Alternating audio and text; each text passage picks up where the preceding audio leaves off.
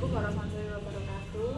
Waalaikumsalam warahmatullahi wabarakatuh. Kami dari mahasiswa Universitas PGRI Kanjuruhan Malang ingin melakukan wawancara terkait tugas mata kuliah inovasi dan kerjasama lembaga anak usia dini. Ingin menanyakan di sekolah KD Sekar Gading Budulawan. Mohon izin bertanya Kepala Sekolah. Yang pertama, apa saja yang perlu disiapkan oleh sebuah lembaga sebelum pemberlakuan kerjasama dengan pihak lain? Iya. Ini terkait untuk kerjasama ya Bunda ya, tentang lembaga pendidikan di Sekar Gading. Ya, memang kita butuh kerjasama dengan lembaga lain karena untuk menunjang kegiatan yang ada di KP Sekar Gading. Kita sesuaikan dengan visi misi KP Sekar Gading, karena visi misi KP Sekar Gading itu Bunda mempersiapkan peserta didik, anak didik kami supaya ini cerdas, sehat, berakhlak mulia, dan tentunya untuk untuk mencapai tumbuh kembang anak yang optimal. Nah, itu visi kita. Nah, misinya bagaimana caranya? Ya, membekali anak dengan berbagai keterampilan, termasuk kita harus mengadakan kerjasama dengan pihak lain, misalkan dengan Himpaudi. Kalau organisasi kita kan memang di bawah naungan PAUD ya, berarti di bawah naungan Himpaudi.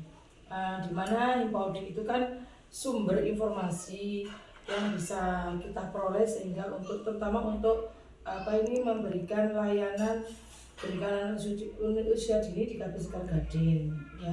Kemudian kita kerjasama dengan TKP GRI Budulawan Bunda, karena kita kebetulan memang dekat, kita satu atap, satu halaman. Akhirnya kita memang kerjasama dengan TKP 3, terus dengan Posyandu, karena kita KP Sekar Gading ini adalah PAUD desa, miliknya PAUD desa, sehingga kita harus kerjasama dengan Posyandu untuk layanan tumbuh kembang anak ya Bunda ya. Kemudian dengan kalau yang keluarnya kita kerjasama MOU-nya dengan polisi, puskesmas, Bunda. Bahkan kita juga anak-anak itu diajak outbound ya Bunda ya, itu ke mana itu ke kantor desa Gading biar tahu ini loh kepala desanya, ini loh pengurusnya KP Sekar Gading gitu Bunda. Jadi kita itu memang harus mempersiapkannya ya, MOU itu penting supaya terdeadline. Caranya bagaimana? Satu, kita harus menganalisis apa sih yang perlu kita lakukan MOU itu dengan siapa, itu kita analisis dengan melihat peserta didik kita dan kebutuhan di KP Sekar Gading. Kemudian yang kedua, kita menilai termasuk untuk biayanya. Kalau keluar kan pasti ada biaya Bunda ya. Kalau puskesmas kan ke Budulawan, berarti transportasinya, wali muridnya bagaimana, akomodasinya, waktu Bunda yang di luar. Kalau di sekitar sini, dengan TK, PGRI 3, dengan kantor desa, Posyandu, kita tidak perlu uang. Berarti kita kan bisa jalan-jalan ya Bunda, efisiensi uang ya Bunda ya. Kemudian yang ketiga, rencananya, bagaimana rencana kerjasama itu? Ya kita harus menyusun, memplanning, kapan, bulan apa, jam berapa, gitu Bunda. Itu harus kita planning. Kemudian supaya resmi kita harus ada MOU, ada perjanjian di situ. Namanya perjanjian kerjasama di dalam pendidikan ya Bunda ya.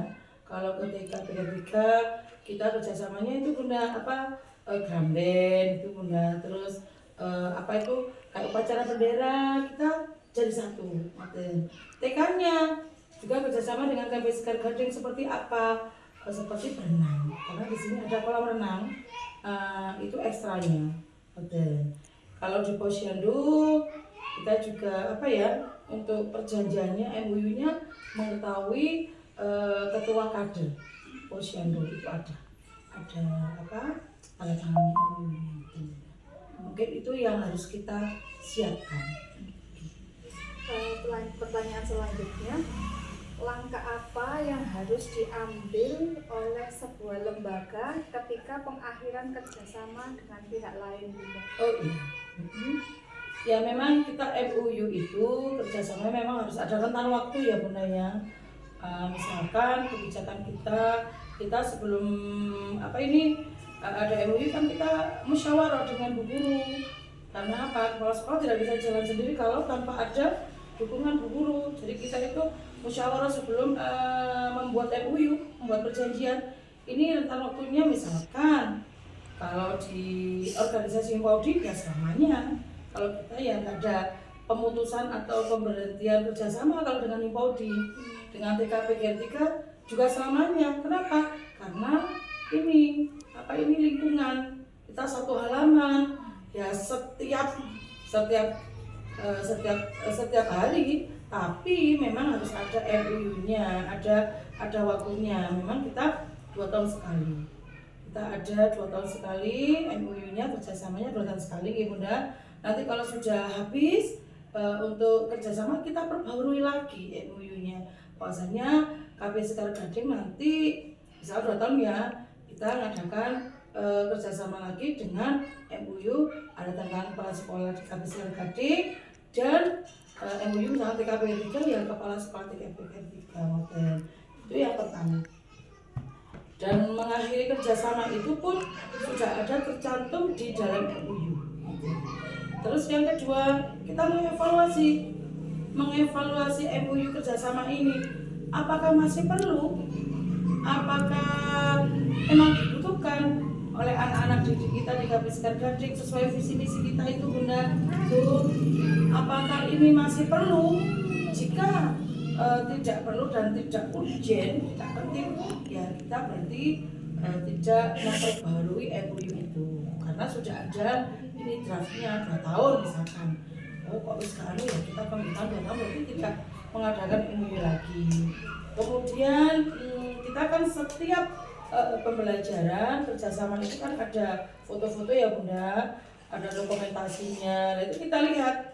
Oh ini misalkan tahun 2025 ini kita kerjasama dengan Posyandu ya, kan kita ada penimbangan, pengukuran,